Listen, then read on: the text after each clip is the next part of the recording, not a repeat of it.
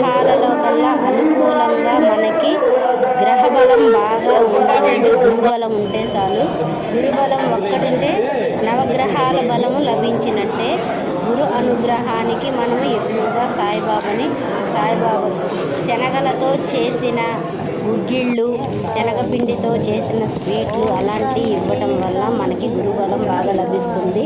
సాయి సన్నిధిలో ఒక కొబ్బరికాయని మనము కొంచెం ఆవు నెయ్యి దాంట్లో వేసి అలాగే నీలో వేయటం వల్ల పరిపూర్ణమైన కొబ్బరికాయని మనకి ఎటువంటి పాపాలున్నా ఆ స్వామి స్వయంగా మన పాపాలను తొలగించి మనకి శుభలాభం జరిగే.